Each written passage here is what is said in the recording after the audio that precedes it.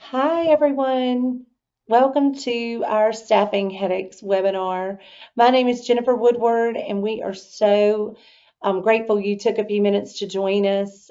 This is going to be kind of a quick webinar. We know that you don't have a lot of time, and we do appreciate you taking the time to be here today. I just want to say welcome. I want to welcome any of you who are prospects who are talking either to Mark or Pam or even to me about potentially partnering with Medisys. And I also want to thank all of our existing clients who've hopped on and joined today who I feel like we offer these often. Over the past several years, I know during COVID, we all kind of worked together to get through a lot of issues that we weren't sure about. And webinars were a great tool for that. And so we are in the process of planning even a few more webinars for the remainder of the year so that you guys can hop on over lunch and maybe spend 20, 30 minutes with us, just being reminded of some things you already know, as well as maybe learning some things you don't already know. So let's get started.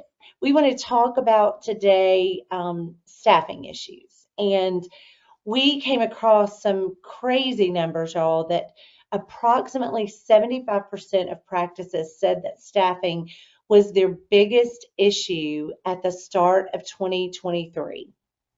Y'all, that's huge.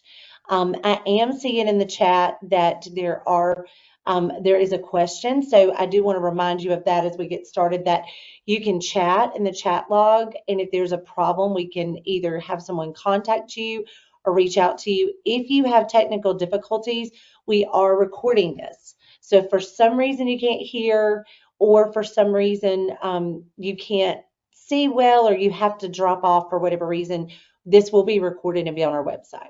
So back to the issue at hand, staffing. About 75% of practices said that staffing was their biggest issue. And to be real honest, even in corporate America, outside of healthcare, that is what I'm hearing everywhere, is that staffing has become a huge problem.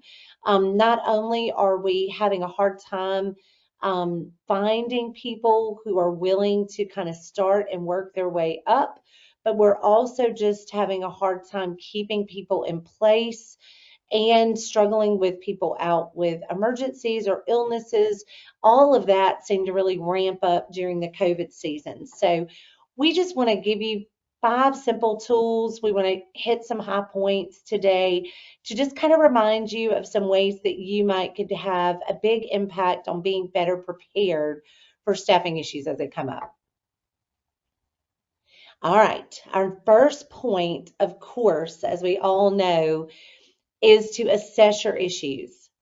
We want to make sure that, we start at the beginning and that we just get an overall look at what's going on within our clinic. I know sometimes here at Medisys, we get so busy doing business that sometimes we don't slow down and just really take an evaluation of kind of where we are and who's doing what. So I would just encourage you in this assessment time frame that you don't procrastinate. I know a lot of times when I have something big looming that I need to finish a project that I'm working on, it's easy for me to kind of push it aside. I don't have time to deal with that. There are other issues at hand. And we know that that is true and that happens. But I would just encourage you to carve out some time, even if it's just a little time, even if you say, hey, I know that this is something I'm struggling with. And then also maybe it's something that you may not be struggling with right now, but you have in the past, but you weren't really prepared for it. So don't procrastinate. Go ahead and evaluate your current staff. Look at who you have where. Just take an evaluation. Some of you are in really big offices. Some of you are in smaller offices. But I think the big thing to do would be to just evaluate your current staffing and then identify weak spots and pain points within your clinic. So when I say that, it may not necessarily be that a staff person is the weak point. It could be. But always we need to look to see where is our struggle. What is causing us the biggest headache? And then number 3 under don't procrastinate is just don't procrastinate in organizing your ideas. Once you've had a chance to look at everything, then start to think, what can I do? What do I do first? don't think that you can do everything at one time. We all know that that's not possible. I also know that many of you, if you're managers or if you're a supervisor within a department in a clinic, you have a lot of responsibility. And sometimes when people are out, you're doing the majority of the work because you're filling in, you're doing your job and someone else's. So don't think that you can do everything at once. My grandmother, who's now 92, used to say, Rome was not built in a day, Jennifer. Take your time, think about what you need to do, and start with one thing.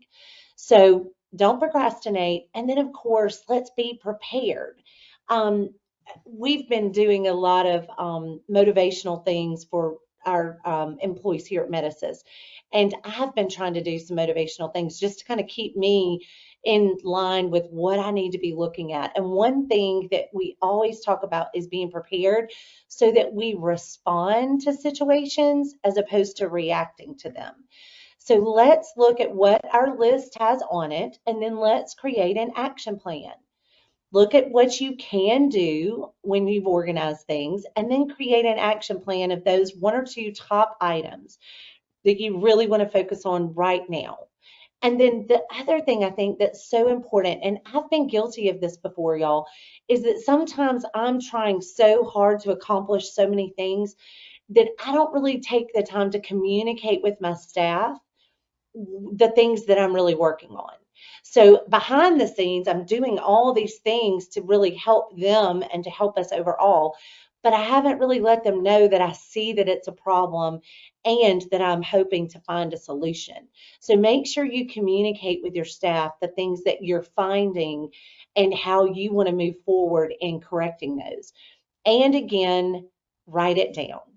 I hate to say this because I know with us being an EHR vendor, we all talk about let's go paperless, paperless. That's been the last big thing for the last 10 years.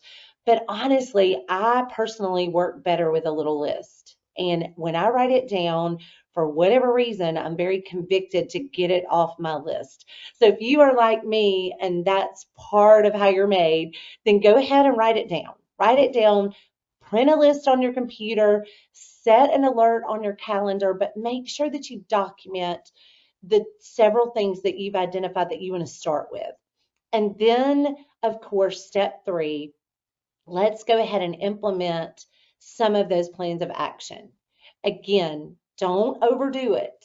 We're not trying to stress you out or create more work or cause things to be even more disorganized because we have too many balls in the air. We genuinely are trying to just get a plan in place and then take one step, just like we talked about in our user conferences. For those of you who may not have joined our user conferences, just a little reminder here as we go to the next slide. Those are available online, and the whole theme was that we can't do everything. So just pick one or two things and do those. Now, second, this is kind of an exciting part, I think. I think sometimes we need to be reminded to just look at overall incentives and ways to create a better understanding of what you're trying to do within your practice or within your business, and find ways to offer encouragement for those who are doing some of those exciting things. I would just suggest be creative. I know I've been at Medisys for, I think this is my 28th year. And there are times when I kind of feel stuck, like we've been doing this the same way. This is what's expected. But let's just remember that we can be creative. There are new tools, there are new people sometimes in our organization. There are lots of things to evaluate when it comes to the roles that we all play. So let's define our roles, and then if we need to, maybe redefine some. Don't be stuck that the person who's always been the checkout person at the front desk might not be a great candidate to move into another position. Think outside the box and really look at your individual staffing and their qualities, their characteristics, and the neat things about them that help them do their job well. And then, of course, we also want to just assess overall employee pay as well as the benefits that we're offering them. Y'all, I hate to say this, but unfortunately, the staffing market has become so competitive, as you all know. that we can't do things the same way we've always done. We just can't. We have to compete. Someone said to me a few months ago, now I don't know because I'm not a huge news watcher. I will go and Google specific topics, but someone actually said that, McDonald's and Home Depot are paying more and more for employees now than they ever have been. So there's more competition in our marketplace. So let's try to be creative. We've got to look at ways also to retain existing employees. If you have a good employee, then number one, you need to just communicate how valuable they are to your organization. And then, as we talked about in the first step with redefining some roles, maybe offer them some resources that would make them even more valuable. You may have someone who's overqualified in a position who's looking for a way to kind of move up within your organization. They want to learn, they want to grow, they want to be an asset, and we've got to look for ways to continue their ability to learn. So evaluate other resources where you can help them and be more productive and also encourage continued learning. Now, I touched on this a while ago, but I think it's so important. For any of you who joined our user conferences the last couple of years, we have had a really valuable resource in Venture Life Coaching, Janice Spencer, who has spoken at those. And she is also she's teaching some valuable classes to us as Metasys employees. I think in COVID, we all ate what we wanted to. We sat a lot. I don't know. I walked more because I could be outside. But there were things about our lives that kind of changed with that. And so we've kind of needed just a revamping, so to speak, of our overall well-being, our mental health, our physical health, our emotional health. Those are all keys that are going on right now in your employees' lives that you may not have control over, but those three things are impacting their ability to be able to serve and work in your organization. So I would just think outside the box here as well and try to find ways that you can offer some tools to support and encourage your valuable existing employees. Now, number three, we also want to take the time to think about cross training. We all know that we've been stuck with an employee who is out of work for an extended period of time that was completely unexpected, or someone who had a major emergency and had to just walk out. Those are not situations we all want to deal with, but they're things that we have to consider as managers, and as those who are trying to, again, evaluate the best practices within our organizations. So I do want to touch on cross training. I think it's very important. And I'll just use an example of our own revenue cycle management department. Some of you actually use our services. But one thing we do there is we make sure that not only are people cross trained, but I use the term they're cross educated on the offices that they are supporting and that they are serving every day. So if we have a glitch and someone has to be out, we have documentation that anyone could go in and see a lot of the protocol for those clinics. So I think, make sure that you look at ways that you can cross train. Now, why do we need to do that? Number one, it's going to improve your overall clinic, but it's also going to include your patient experience, or in our case, our customer experience. Number two, we all need a backup plan. Think about your data. Many of you are on our application service provider model, and we're doing your backups daily. Do you remember, were any of you around back when I started? And we had actual tapes that had to be put into the system to back up every night. You had to take it off site with you. Well, think about that in terms of your employees and your staff. You've got to have a backup plan. You don't know when the next emergency may be coming. And so we've got to think of ways to be ready for those things.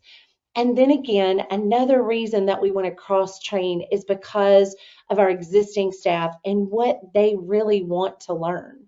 I think a lot of times we put people in a position and we think, okay, this is what they applied for, this is what they do.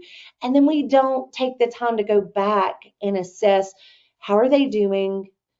Do they have other gifts and abilities that they bring to our clinic? And how can I use them the most? How can I help them grow within the clinic? Because no offense, but just like me, I've been doing this 28 years.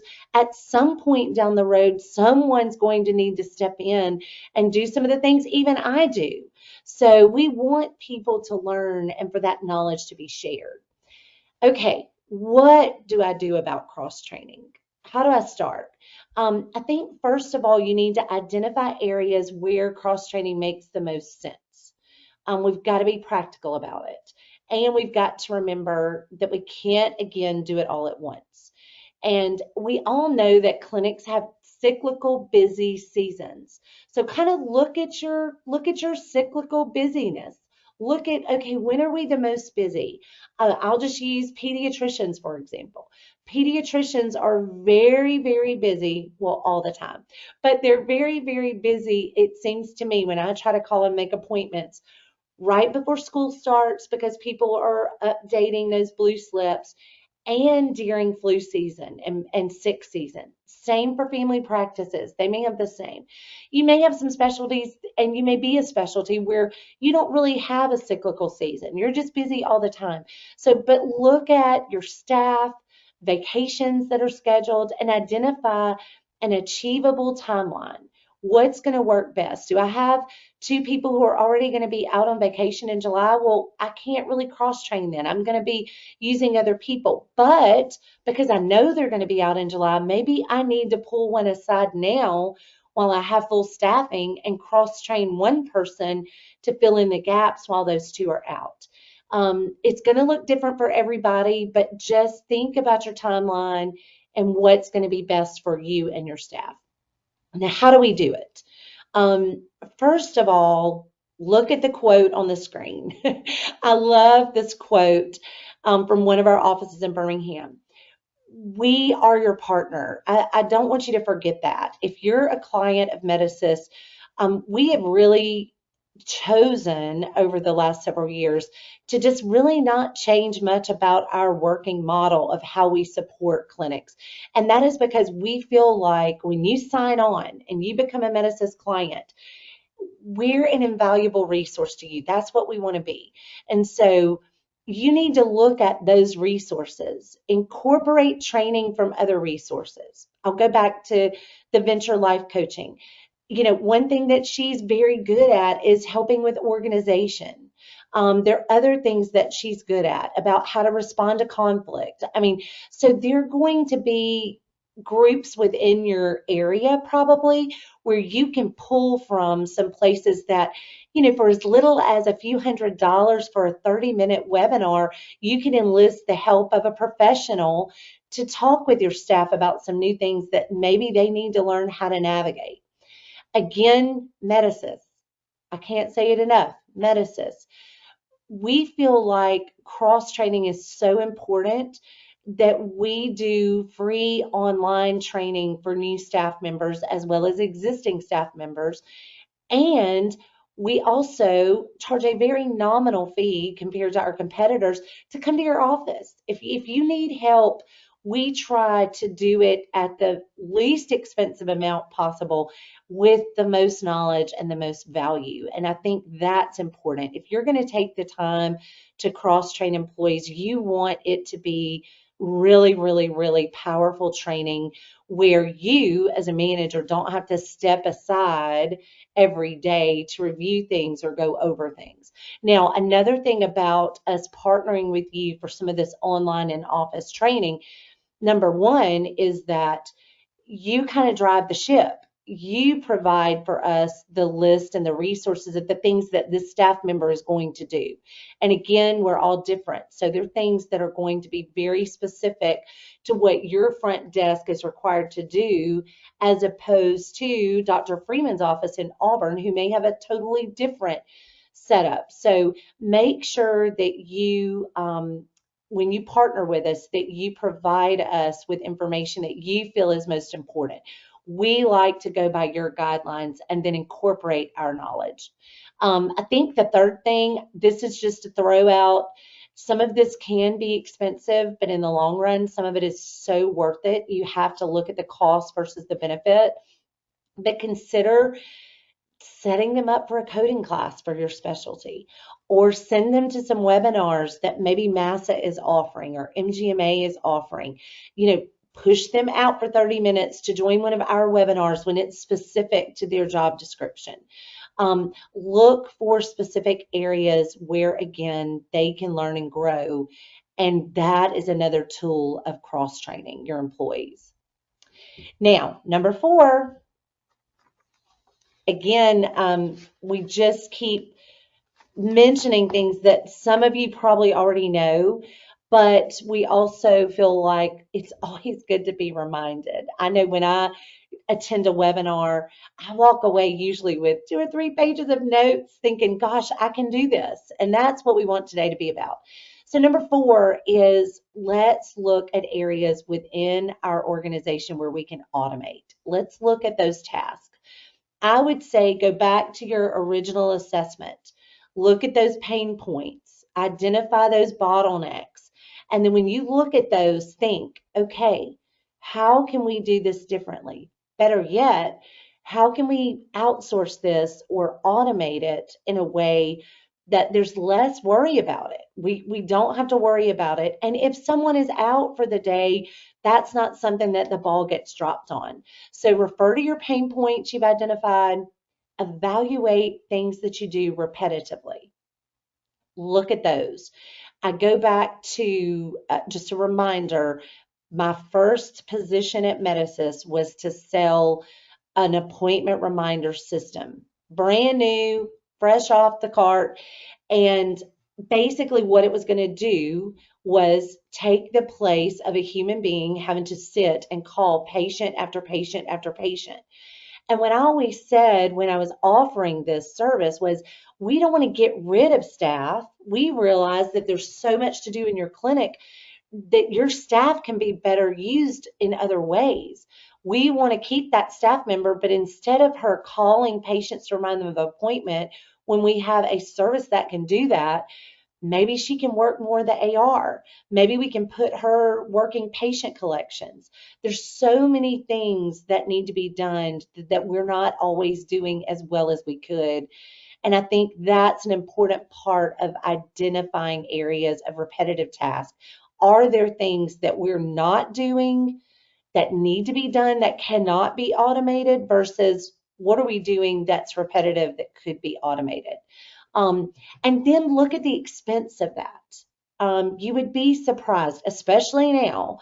15 years ago, we probably wouldn't have said this, but now if you look at the cost of your manual labor, when you look at the benefits that's included, the pay that they're being paid, any other bonuses that they might be given, their time off, when you look at that versus the cost of this automation, I think you may be surprised sometimes at how much the automation ends up actually just paying for itself. With appointment reminders, I just go back to one missed appointment oftentimes pays for that appointment reminder system for that week. And there's so many other options and ideas. We're going to talk about a few of those before we go to the next slide. Number 1, if you're not using batch eligibility through Medisys and you've got someone checking eligibility at the time of service, that can be a bottleneck. There may be reasons why you need to do it at the time of service. If you're a walk-in clinic, hello, that's really your best option. But for some of you other offices, look at that. Think about, if we check batch eligibility first thing in the morning or the day before for patients who are coming in, are we really going to miss that much? Wouldn't that eliminate some of that? We all talk about, we all have screen items.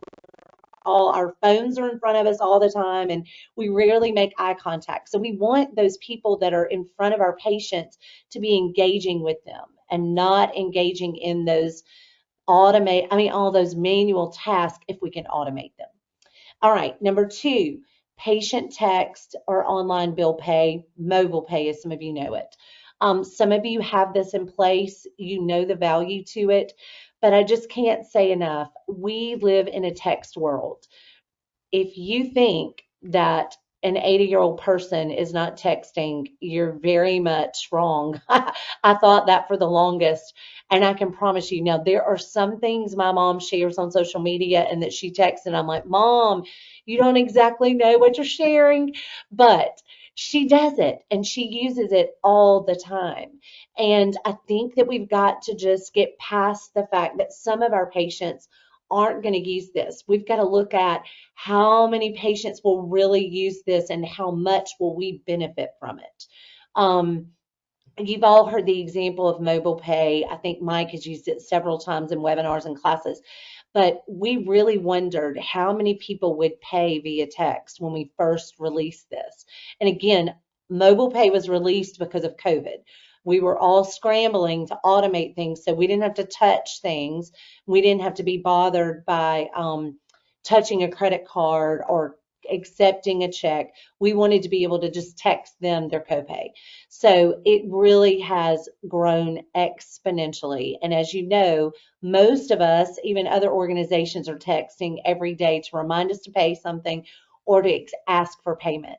So look at that. Look at that and see, is that going to take a burden off my checkout person at some point? Is that going to take a burden off my biller who is posting payments all day long?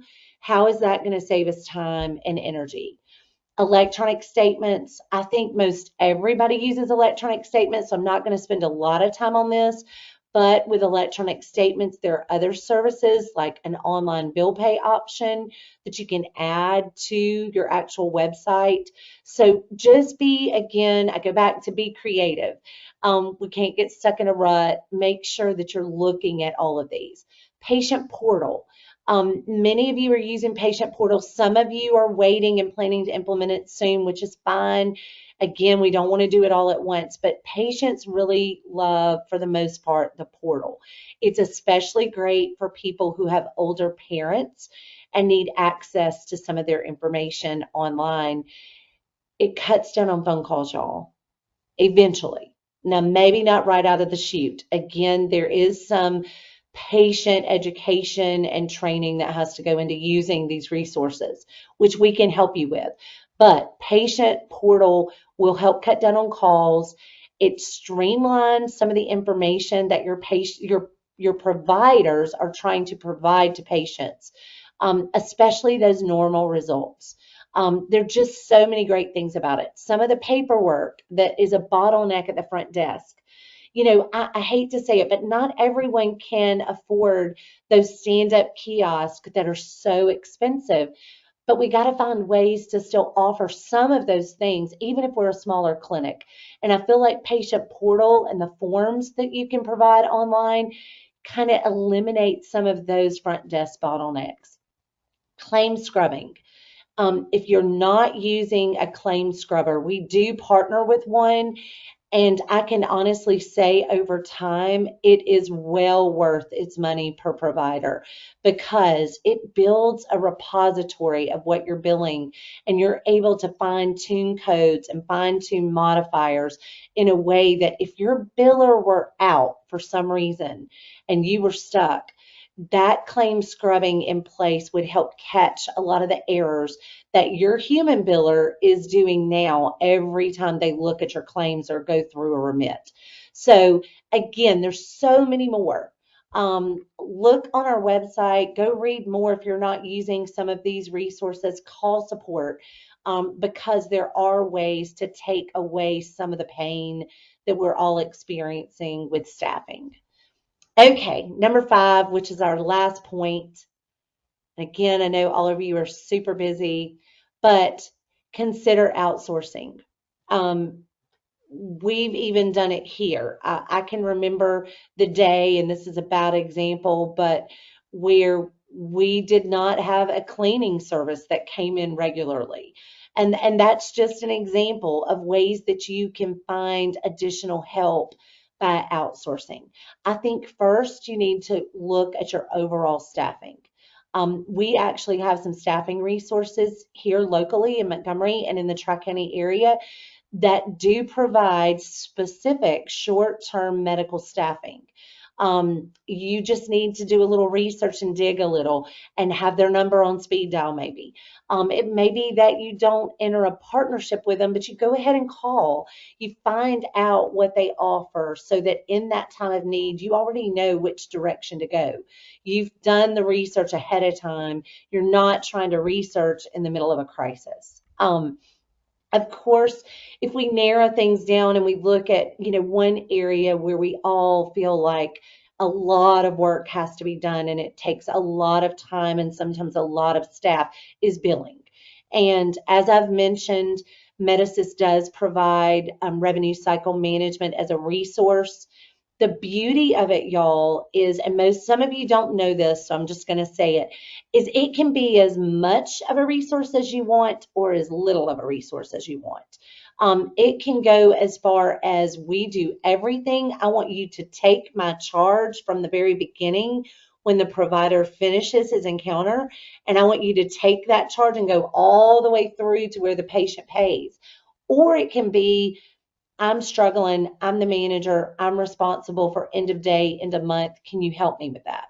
Or can you show me how to automate some of the reports I need? I mean, there's so many different things that we can provide and offer here. I would just say keep that again on file for times when you may need extra help. The other thing I think is patient collections, and I want to speak to this a little bit longer than some of the other things I've talked about. Of course, when we mentioned staffing, we mentioned that we're having to be very competitive with salaries and with hourly wages and with benefits.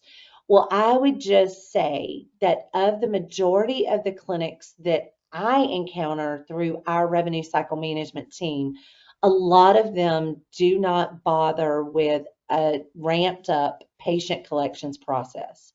Now, here's the kicker. It's part of what you have if you're a Medisys client. If you're a prospect, it is definitely something that we discuss during implementation, and we make sure that you understand the rules that you can define for that process and what that looks like. So I would just encourage you, patient collections is an area that can get really big really fast. And without having some design on how you want to go about that. Now, we all know that Mr. Jones has been a patient for 65 years. His wife just passed away, unfortunately, and the doctor does not want to bill him if he does not pay his bill. And that's okay. There are some very unique criteria you can set within the system. You also have the ability to just print a list of who owes us money, which patients owe us money. And then you can go in for those 1 or 2 or 3 accounts that need special attention, and you can define those things. So don't be caught off guard thinking it's an all or nothing system. It is not. But what it will do is it will save your staff time and it will assist you in a powerful way in collecting more money. Now, the second tier to that is you've sent 2 statements, you've sent a collection letter, nothing has happened. The patient has not come back in the clinic. You may not see them again. Then you can also outsource your patient collections. And we have some partnerships there as well that will help you. It's basically print a report, send the report to the collections agency. The great thing about them, and if you have not watched the user conference online about collections, that segment was so powerful because she gave some great real life examples and some tools that you can use. We also have related to collections as part of her presentation, some booklets that she gave us that we can send to you that give you some detailed knowledge related to collections. But I just encourage you all, if you're looking at outsourcing something, look deep because that's a lot of money. I can remember one time one of our providers talking about collections, trying to figure out the best solution for their clinic. And my boss at the time said, hello, I don't know how else to put this more plainly to you, but that bucket of collections is the price of a really nice sports car. And it may be that your providers are dragging their feet, but don't leave it on the table. Make sure that that is an area you may be able to pull from and have some existing funds to do some creative things for staffing as well as incentives or bonuses for your existing patients. I mean, your existing staff. The other thing I think is to, with patient collections, some patients really appreciate knowing they owe us. Others completely ignore us. So we've got to make sure that there's a balance between who we're serving as far as outsourcing. So think through those buckets of patients and those type of people that we may be outsourcing responsibilities to. And then again, I mentioned this earlier, other office tasks. There are other things that we're doing or we're paying valuable people to do that could be done less expensively and with that person providing more value in another role. So look at those other office tasks. I named a few, but I'm sure there are more. But really take, I call it a helicopter view of everything when you look for outsourcing or any of these other points that we've mentioned earlier. You can be prepared and equipped in any situation just by taking the first step. And lastly, the best way to get started is to quit talking about it and just do something. Again, I'm not encouraging you to tackle the whole feat at one time. I am encouraging you, though, to look at what you face. Don't stick your head in the sand. Look at what you're up against or what you potentially could be up against and make some quick decisions where you can be prepared to respond instead of react. And you can have an action plan in place. You may never need it. I hope you don't. A lot of you have employees that have been with you for so long, just like we do. And I can't tell you how often I say thank you for those people who are loyal and who walk alongside us no matter what comes up. We figure it out. And that's what makes it all great is that we have really great people. So I just encourage you. It will help you. It will help your employees. It will also help your provider. And ultimately, it even helps your patients for you to have a plan and not to react to circumstances that are kind of outside of our control, but we can be better equipped and better prepared to handle. Now, at the end here, I just want to point out we were looking back on history of Medicis. We've been around a long time, y'all, and many of you have known me for a long time. So I just thank you for being here. I thank you for the value that you bring to us. Many of you share things that you're struggling with, and that is so helpful to us. If you have an idea that you feel would be great for a webinar, something that you would like more information about, we would love to hear from you. We will either teach it. I will confess I'm not the best person probably to teach on staffing. I just know what I know because of what I've gone through. And I've tried to look for other resources to help me. And I wanted to share those today. But there may be other topics that we look around and go, you know what, that is a great topic, but we don't necessarily feel like we have someone who can talk about that. So we'll go out and find some tools and some organizations that may be able to share with you. So share anything. We're open to topics that you think most medical practices can relate to and need help with. So share those at sales@medicisinc.com or go to our website. You can fill out a response there as well. I just can't thank you enough. I do want to say real quickly, the struggle is real. And everywhere I go, whether it's to a local MGMA chapter, whether it's to my friend who works at a hospital environment, whether it's to another friend who owns an accounting firm, it really doesn't matter. Staffing is a major issue. So I just want to say before we hang up, you're not alone. Please refer to this again. We will send you a copy of the PowerPoint as well as you'll have access to it online if everything goes well with the recording. And be sure when you need help, when you need cross training, when you are dealing with a service or a portion of your business that you are struggling with, ask us. Just ask us. You're not alone. We've probably heard it at least a dozen times. We've probably walked through it with someone else just like you, and we want to be a resource of help and, most importantly, encouragement to all of you. We're all in this together. It takes a team. Thank you for working so hard. Thank you for doing what sometimes seems impossible. Thank you for filling in the gaps in your own clinic. And thank you for being a loyal Medisys client. And let us know how we can help. Y'all have a great day. Thank you again.